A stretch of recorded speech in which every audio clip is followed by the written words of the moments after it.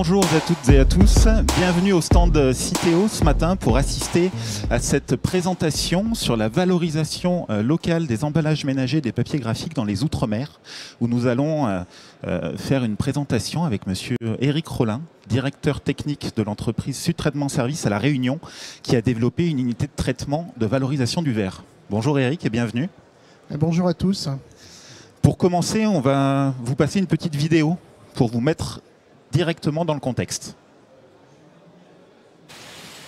Ici, les chaînes de recyclage fonctionnent grâce à des panneaux photovoltaïques. Ce centre de valorisation des déchets est encore en phase d'optimisation et de réglage. L'équipe souhaite s'inscrire dans une économie circulaire en favorisant ainsi la production locale. Les enjeux, c'est de transformer un déchet en une matière première, secondaire, pour pouvoir diminuer le bilan carbone déjà, et puis faire produire une matière à La Réunion et éviter les importations. C'est la chaîne de recyclage qui occupe le plus d'espace ici. Elle s'étend sur 60 mètres de long.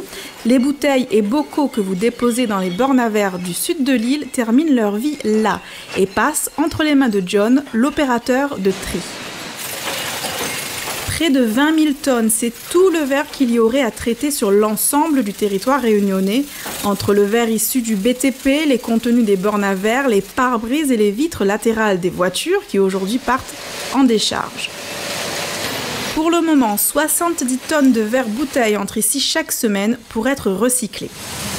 Le gros du marché aujourd'hui, ça reste la poudre de verre micronisée. Donc c'est vraiment cette poudre très très fine qu'on intègre dans les bétons et qui remplace, qui substitue une partie du ciment. Et ça, aujourd'hui, l'intérêt est multiple pour les producteurs notamment. On a un intérêt, je dirais, économique. On a un intérêt aussi au niveau durabilité, qualité de parement. Et on peut créer des nouveaux marchés. Et on s'inscrit clairement dans l'économie circulaire. Ce déchet-là, il est valorisé localement et proposé à ces producteurs dans l'intégration de leur béton. Et aujourd'hui, on a des partenaires aussi, c'est important de le dire, avec qui on avance depuis plusieurs années, notamment Sigemat, Préfabéton et SCPR, avec qui on développe cette production et propose des nouveaux marchés en béton avec de la poudre de verre. Il aura fallu 5 ans de recherche-développement avant les premiers tests de béton fabriqués avec cette poudre de verre micronisée. Et c'est dans l'usine elle-même que la première chape innovante a été coulée. Donc ça, c'est la chape en question. Donc on a coulé sur 2 cm d'épaisseur pour rattraper un faux niveau de béton. Et on l'a coulé dans les pires conditions avec des vibrations, des angles rentrants. Et ça fait 3 mois qu'elle est là et elle n'a pas bougé, quoi. C'est notre première mondiale avec de la poudre de verre micronisée. Voilà pour cette petite vidéo d'introduction. Pour commencer, je vais vous présenter le cadre d'intervention de Citeo dans les territoires ultramarins et notamment les modalités d'accompagnement que nous avons mis en œuvre pour appuyer des porteurs de projets pour développer des solutions de valorisation locale. L'intervention de Citeo dans les territoires ultramarins se concentre sur 3 bassins géographiques principaux. Le premier, c'est l'océan Indien avec l'île de la Réunion et Mayotte. Ensuite, on a le bassin Antilles-Guyane sur lesquels on intervient à Saint-Martin, à la Guadeloupe, en Martinique et en Guyane. Et enfin, en Atlantique Nord, où on travaille avec la collectivité de Saint-Pierre-et-Miquelon.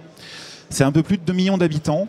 Et parmi nos obligations, Citeo s'occupe de la reprise et du recyclage de l'ensemble des tonnes qui sont traitées sur ces territoires. Et cela représente un peu plus de 50 000 tonnes de matière qui sont traitées chaque année par Citeo.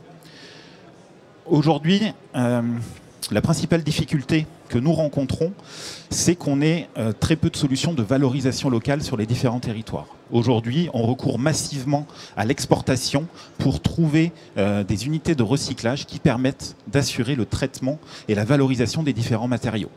Aujourd'hui, cela représente, j'allais dire, un coût économique et environnemental assez important pour l'entreprise.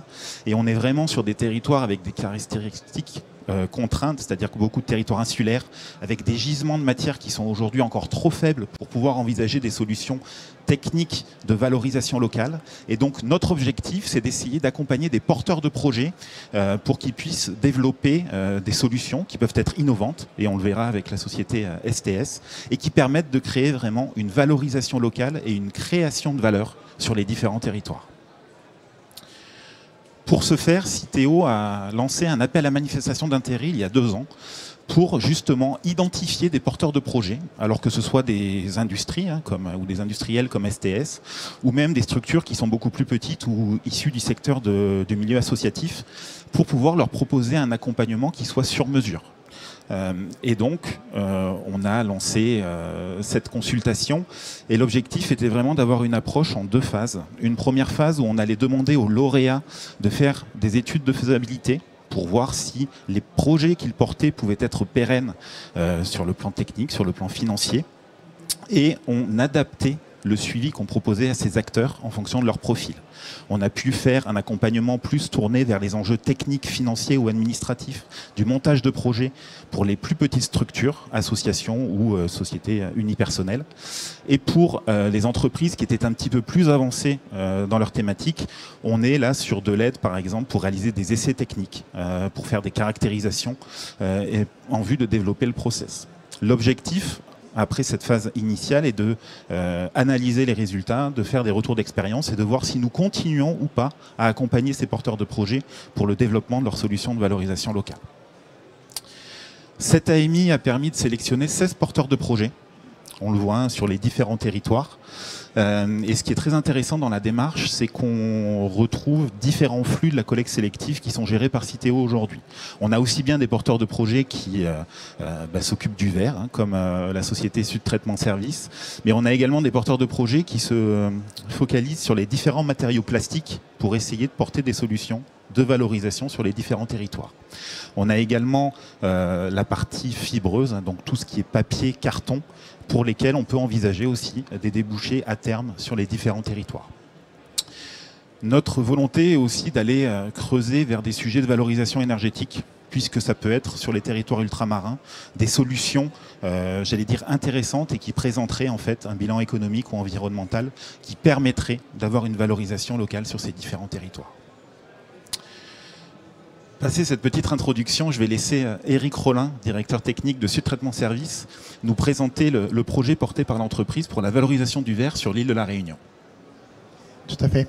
Bon très content d'être parmi vous. Ah oui, dans le bon sens, c'est mieux. Bon, alors en gros déjà très rapidement, l'entreprise STS, c'est une entreprise donc, qui existe depuis 2006. Et qui est spécialisée à l'origine dans le traitement des déchets du BTP, avec une plateforme historique de 3 hectares qui intervient dans le sud de l'île, sur toute la partie principalement déchets inertes, mais aussi tous les déchets non dangereux qui sont reçus des chantiers, autant construction que démolition. Donc dans le cadre du développement de notre entreprise, on a, depuis le début, recherché à mettre en œuvre des solutions qui correspondent en fait aux contraintes réglementaires qui petit à petit s'imposent à tous les acteurs de nos territoires, qui sont sur les mêmes contraintes qu'au niveau national, sauf que on a évidemment souvent un petit décalage dans cette application. Et évidemment, comme je le disais déjà, on a automatiquement besoin d'avoir des solutions je dirais, pratiques qui soient présentes pour que, bien entendu, la réglementation puisse s'appliquer. Et donc, dans ce cadre, on a cherché à mettre en œuvre des solutions pour pouvoir recycler le plâtre en 2014 à travers une petite chaîne de traitement qui nous a permis de commencer un petit peu à aller vers une valorisation de matière, mais un petit peu plus élaborée que de faire des granulats recyclés. Et puis, après, sur le développement d'une autre unité qui, elle, est, je dirais, excentrée, n'est pas au même endroit, avec la mise en œuvre d'une unité de recyclage qui est plus proche de l'industrie ou, entre guillemets, beaucoup plus élaborée, de toute façon, que ce qu'on faisait, avec le CVD en 2022.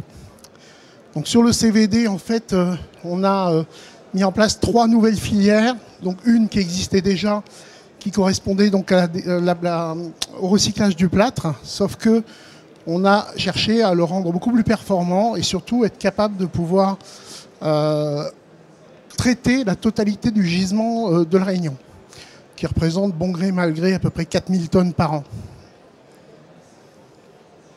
Donc sur le principe en fait, de la naissance du CVD, on a orienté notre esprit en fait, de manière à pouvoir répondre à vraiment un besoin local à chaque fois que l'on recherchait des filières d'application. Il n'était pas question pour nous de faire de la valorisation matière d'exportation. On souhaitait dès le départ pouvoir vraiment répondre à des besoins, des enjeux locaux. Et à travers cette recherche, on a trouvé assez rapidement que le domaine du béton et du ciment étaient des domaines qui étaient intéressants puisqu'ils sont redondants. C'est-à-dire en gros, ils consomment annuellement des quantités très importantes de matériaux dont une partie peut être importée. Et donc l'idée, c'était d'être capable de pouvoir recycler la totalité du gisement de déchets que l'on captait, mais aussi de pouvoir remplacer parfois des matières qui étaient importées et qui pouvaient influer dans la balance commerciale douanière. Donc l'idée, à travers une R&D assez importante, ça a été de rechercher en fait comment on pouvait réemployer le verre et sous quelle forme on pouvait le réemployer dans le secteur donc, du béton. On n'a pas cherché, on a cherché assez longtemps parce qu'il existait beaucoup d'expériences sur le sujet, notamment même en Europe, hein, et des expériences qui n'étaient pas forcément transformées, qui n'étaient pas forcément, je dirais, intéressantes.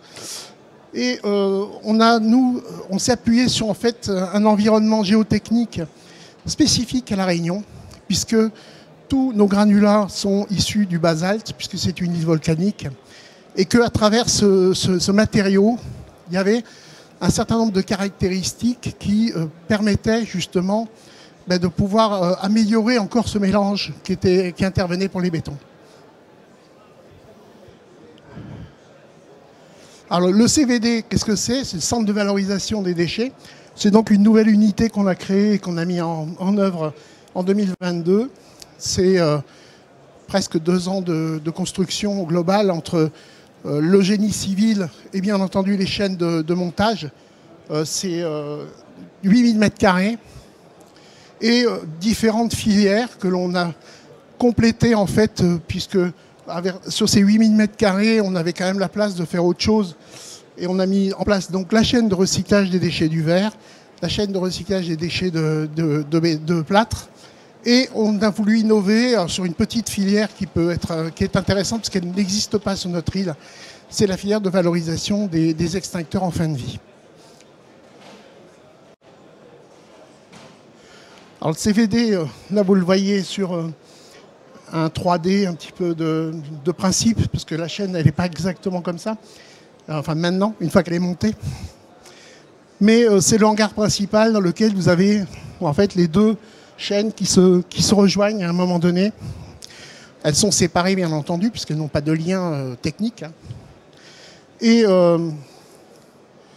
il n'y a pas grand chose à rajouter d'autre. Ça nous laisse de la place, mais on a essayé, comme c'était mis dans la vidéo précédente, d'optimiser aussi la consommation, parce que dans le process, on a besoin de sécher en fait la matière à un moment donné. C'est extrêmement consommateur d'énergie, et donc on a mis sur toute la totalité du bâtiment une toiture photovoltaïque en autoconsommation. Ça nous permet de produire plus de la moitié de ce que l'usine produit quand toutes les machines sont en marche. Donc ça, c'est des images du montage. Ça a été un gros Lego, un gros mécano plutôt.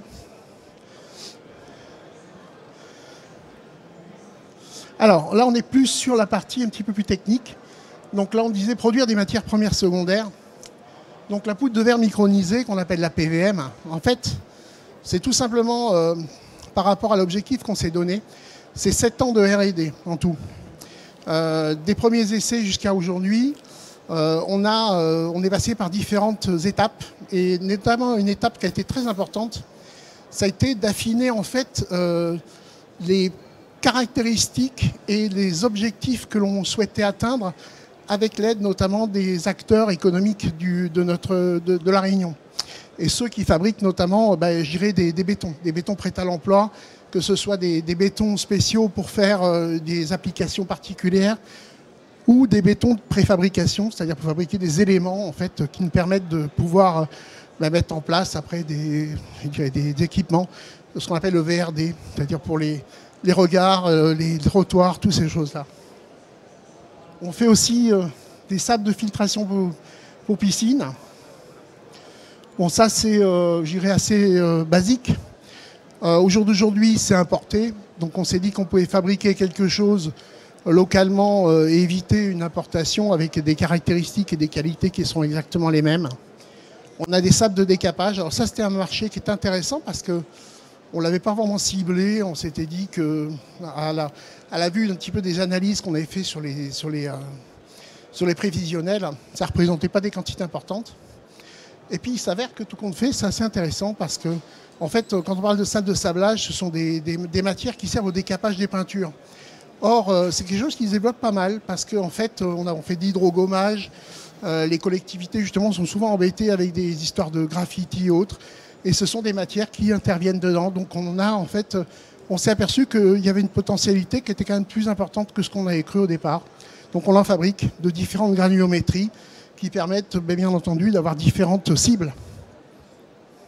Ensuite, on va voir alors, quand on parle de charge minérale silicieuse, c'est intéressant parce qu'en gros, je dirais le verre, c'est la silice.